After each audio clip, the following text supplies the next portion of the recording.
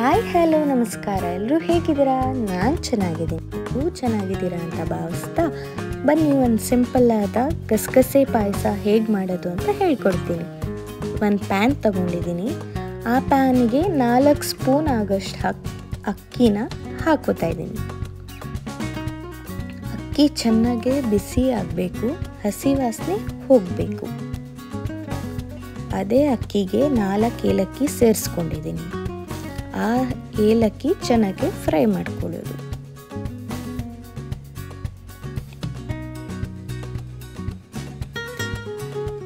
ಚೆನ್ನಾಗಿ ಫ್ರೈ ಮಾಡಿದ ನಂತರ ಮೇನ್ ಇಂಗ್ರೀಡಿಯೆಂಟ್ ಆದ ಗಸಗಸೆ ರೆಡಿ ಮಾಡ್ಕೊಳ್ಳಿ. ಅದು 4 ಸ್ಪೂನೇ ಬೇಕು. ಈಗ 4 ಸ್ಪೂನ್ ಗಸಗಸೆಯನ್ನು ಸೇರಿಸ್ಕೊತಾ ಇದ್ದೀನಿ. ಅದನ್ನು ಬೆಚ್ಚಗೆ ಫ್ರೈ ಮಾಡ್ಕೊಳ್ಳಿ.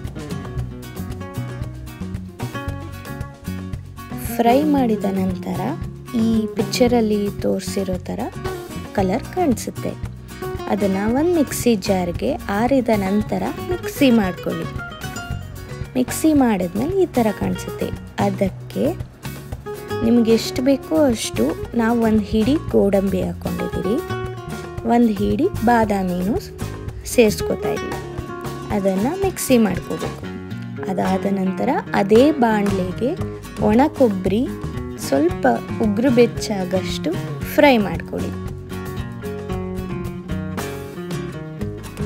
ಈಗ ಒಂದು ದೊಡ್ಡ ಜಾರ್ ತಗೊಂಡು ಮುಂಚೆ ಮಿಕ್ಸಿ ಮಾಡಿರೋದನ್ನು ಅದೇ ಜಾರಿಗೆ ಸೇರಿಸಿ ಸ್ವಲ್ಪ ಬಿಸಿಯಾಗಿರೋ ಒಣಕೊಬ್ಬರಿನ ಸೇರಿಸ್ಕೊಳ್ಳಿ. ಟಿಪ್ ಆಫ್ ದ ಡೇ ಏನು ಗೊತ್ತಾ, ತುಂಬ ಚೆನ್ನಾಗಿ ಬರಬೇಕು ಗಸಗಸೆ ಪಾಯಸ ಅಂದರೆ ಹಸಿ ಕೊಬ್ಬರಿಯನ್ನು ಕೂಡ 2 ಸ್ಪೂನ್ ಹಾಕೋಬೇಕು. ದಪ್ಪ ತಳ ಪಾತ್ರೆ ಇರೋದನ್ನು ಇಟ್ಕೊಳ್ಳಿ. ಅದನ್ನು ರುಬ್ಬಿರೋ ಮಿಶ್ರಣನ ಹಾಕೊಳ್ಳಿ. ನೀರು ಸೇರಿಸ್ಕೊಂಡು ನಾವು ರುಬ್ಬಿದ್ದೀವಿ. ಈಗ ಎಷ್ಟು ಬೇಕೋ ಅಷ್ಟು ನೀವು ನೀರು ಹಾಕೋಬೋದು, ಅಥವಾ ನಿಮ್ಮ ಕನ್ಸಿಸ್ಟೆನ್ಸಿಗೆ ನೋಡಿಕೊಂಡು ನೀರು ಹಾಕೊಳ್ಳಿ. ಗಟ್ಟಿ ಬೇಕಾ ಅಥವಾ ತಿಳಿ ಬೇಕಾ ನೋಡಿಕೊಂಡು ನೀರು ಹಾಕಿ. ಅದಕ್ಕೆ ನಾವು ಉಂಡೆ ಬೆಲ್ಲನ ಅರ್ಧ ಹಾಕ್ಕೊಂಡಿದ್ದೀವಿ. ನಿಮ್ಮ ಸ್ವೀಟ್ ತಕ್ಕಂಗೆ ರುಚಿ ಎಷ್ಟು ಬೇಕೋ ಅಷ್ಟು ನೋಡಿ ಹಾಕೋಬೋದು. ಇದು ಚೆನ್ನಾಗಿ ಕುದಿಬೇಕು. ಎಷ್ಟು ಕುದಿಯುತ್ತೋ ಅಷ್ಟು ರುಚಿಯಾಗಿರುತ್ತೆ ಗಸಗಸೆ ಪಾಯಸ.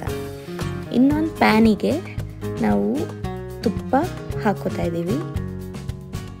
2 ಸ್ಪೂನ್ ತುಪ್ಪ ಹಾಕ್ಕೊಂಡಿದ್ದೀವಿ. ತುಪ್ಪ ಕರಗಿದ ನಂತರ ನೀವು ಡ್ರೈ ಫ್ರೂಟ್ಸ್ ಹಾಕೋಬೋದು. ನಾವು ಗೋಡಂಬಿ ಹಾಗೂ ದ್ರಾಕ್ಷಿ ಹಾಕ್ಕೊಂಡಿದ್ದೀವಿ. ನಿಮಗೆ ಬೇಕಾದರೆ ಬಾದಾಮಿ ಕೂಡ ಸೇರಿಸ್ಕೋಬೋದು. ಬಟ್ ಚೆನ್ನಾಗಿ ರೋಸ್ಟ್ ಮಾಡ್ಕೊಳ್ಳಿ ಗೋಡಂಬಿ. ರೋಸ್ಟ್ ಆಗಿದ ನಂತರ ನೀವು ದ್ರಾಕ್ಷಿ ಹಾಕೊಳ್ಳಿ.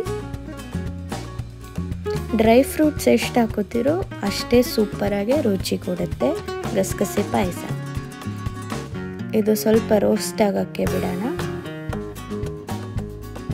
ರೋಸ್ಟ್ ಆದ ನಂತರ ಕುದೀತಾ ಇರುವ ಗಸಗಸೆ ಪಾಯಸಗೆ ಅದನ್ನು ಹಾಕೋದು. ಹಾಕಿದ ನಂತರ ಸ್ಟವ್ ಆಫ್ ಮಾಡಿದರೆ ಬಿಸಿ ಬಿಸಿ ಆದ ಗಸಗಸೆ ಪಾಯಸ ಸರ್ವ್ ಮಾಡಲು ರೆಡಿ. ನನ್ನ ಅಮ್ಮನ ಗಸಗಸೆ ಪಾಯಸ ರೆಸಿಪಿ ನಿಮ್ಗೆ ಇಷ್ಟ ಆದರೆ ಖಂಡಿತ ನಿಮ್ಮ ಕಮೆಂಟ್ ತಿಳಿಸಿ ನಮಗೆ ಹೇಗೆ ಬಂದಿದೆ ಅಂತ. ಮತ್ತು ಲೈಕ್ ಮಾಡಿ, ಶೇರ್ ಮಾಡಿ, ಹೀಗೆ ಸದಾ ಸಪೋರ್ಟ್ ಮಾಡ್ತಾಯಿರಿ. Thank you.